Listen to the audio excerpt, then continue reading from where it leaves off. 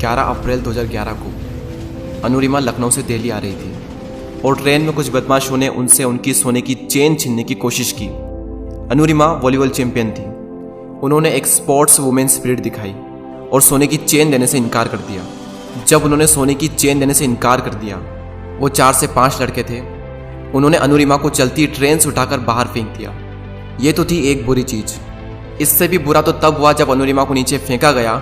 उसी वक्त दूसरे ट्रैक से भी एक ट्रेन आ रही थी। अनुरिमा उस ट्रेन से टकराई और जाकर नीचे गिरी। जब दोनों ट्रेन निकल गई, जब उन्हें होश आया, तब उन्होंने देखा कि उनका एक पैर कट चुका था। आधा पैर जींस में था और घुटनों के यहाँ से आधा पैर जींस में लटका हुआ था और वहीं से हड्डियाँ टूट टूट कर बाहर आ रही थी। और सिर्फ यही नहीं, बल्कि ट्रेन के ट्रैक पर आपने छोटे छोटे चूहे देखे होंगे। वो चूहे आकर उस घाव को, उस पैर को आकर कुतर रहे थे। अनुरिमा ये सारा दृश्य अपनी आंखों से साफ साफ देख रही थी, लेकिन कर कुछ नहीं पा रही थी क्योंकि उनकी बॉडी में जरा भी मूवमेंट नहीं हो रहा था। पूरी रात उन्होंने मदद मांगी, लेकिन कोई नहीं आया उन्हें बचाने के लिए। जब सुबह हुई और कुछ लोगों ने उन्हें देखा तो उन्हें हॉस्पिटल पहुंचाया।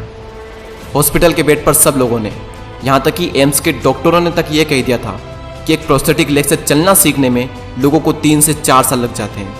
कुछ दिनों तक उनका हॉस्पिटल में इलाज चला और जब उनकी हॉस्पिटल से छुट्टी हुई, जब वो घर गई, तो घर जाने के बाद जब ऐसी सिचुएशन में लोग ये सोचते हैं कि आगे की ज़िंदगी का गुजारा कैसे होगा, अनुरिमा के माइंड में सिर्फ 2 चीज़ें थी। एक तो ये कि मुझे इन सबको गलत साबित करना है, और दूसरी ये कि अपनी सबसे बड़ी कमजोरी को अपनी सबसे बड़ी ताकत बनाकर दुनिया की सबसे ऊंची चोटी माउंट एवरेस्ट को फतह करना है। मैडम बछेंद्री पाल, जिन्होंने 1984 में एवरेस्ट सबमिट किया था, जब अनुरिमा ने उनको ये बताया कि मुझे एवरेस्ट सबमिट करना है, तो मैडम बछेंद्री पाल के आंखों से आंसू आ गए। उन्होंने कहा कि अनुरिमा, तू इस हालत में भी ये सोचने की हिम्मत रखती है। तूने अपने अंदर तो एवरेस्ट को फतह कर लिया है, बस अब तो दुनिया को बाहरी रूप से दिखाना बाकी रह गया है। और जब शुरुआत हुई तो आप मानेंगे नहीं, जहां लोगों को 2 मिनट लगते थे रोड हेड से बेस कैंप जाने के लिए, वहीं अनुरिमा को 3 घंटे लगते थे। और आपको यकीन नहीं होगा ये जानकर कि ठीक 8 महीने बाद बेस कैंप से सभी साथ में निकलते और टॉप पर अनुरिमा सबसे पहले पहुंचती। बाकी सबके पेट सही सलामत थे, लेकिन अनुरिमा के नहीं थे। फिर भी अनुरिमा सबसे पहले पहुंचती थी। 11 अप्रैल 2011 को उन्हें चलती ट्रेन से बाहर फेंका गया था। एम्स के डॉक्टरों का कहना था कि एक प्रोस्थेटिक लेग से चलना सीखने में लोगों को 3 से 4 साल लग जाते हैं। 21 मई 2013 को वो दुनिया की सबसे ऊंची चोटी पर थी। कैसे? लोगों को लगता था कि अनुरिमा ने अपने इस गोल को अपने पैरों से क्लाइम किया, लेकिन अनुरिमा का यह कहना है कि उन्होंने अपने इस गोल को अपने पैरों से क्लाइम किया ही नहीं। उन्होंने अपने इस गोल को, अपने इस मिशन को अपने पूरे दिल और दिमाग से क्लाइम किया। और जब अनुरिमा रात को क्लाइम कर रही थी, क्योंकि रात को वेदर बहुत ही नॉर्मल होता है, इसलिए रात को क्लाइंबिंग करना थोड़ा आसान होता है, तो जब वो रात को क्लाइंब कर रही थी तब उनकी आंखें फटी की फटी रह गई। अंधेरे में जहां पर भी उनकी हेडलाइट पड़ रही थी, वहां पर सिर्फ लाशें ही लाशें बिछी थी। उनके अंदर से एक डर निकल रहा था कि जिस काम को करने के लिए वो निकली है, उसी काम को करने के लिए ये लोग निकले थे और ये लोग यहाँ पर मरे हुए हैं। और इन लोगों का तो शरीर भी सही सलामत था, उसके बावजूद भी ये यहाँ पर आकर मर गए।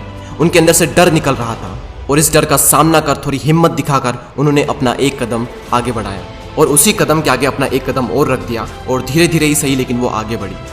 हिलेरी स्टेशन, एवरेस्ट से थोड़ा नीचे। जब अनुरिमा वहां पहुंची तो उनका ऑक्सीजन का लेवल कम होने लगा।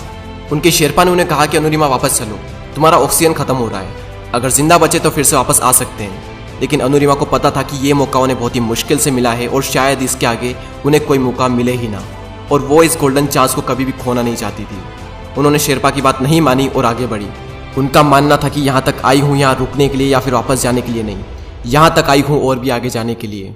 और ठीक 1.5 घंटे बाद वो दुनिया की सबसे ऊंची चोटी पर थी और इतिहास रच दिया उस लड़की ने, जिसे एम्स के डॉक्टरों ने कहा था कि 3 से 4 साल लगते हैं एक प्रोस्थेटिक लेग से चलना सीखने में। और चलना फिरना छोड़ो, 2 साल में उसने एवरेस्ट को फतह भी किया और बता दिया पूरी दुनिया को कि इंसान विकलांग दिमाग से होता है, शरीर से नहीं। और अगर एक बार आपने किसी काम को करने की ठान ली और उस काम को करने के लिए आप अपनी जान लगाने को तैयार हो, तो दुनिया की कोई भी ताकत आपको हरा नहीं सकती।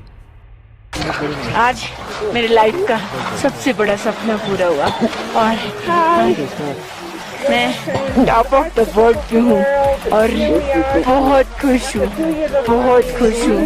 और सबको ये मोटिवेशन देना चाहती हूँ कि हर आदमी अगर अपने लक्ष्य को बनाए तो वो कभी नहीं हार माने और वो अपने टॉप को, अपने लक्ष्य को जरूर पाएगा। पिंजरे को तोड़कर पंख खोलकर भर ले एक उड़ान, जिंदा उम्मीदों का लेकर जैसे ला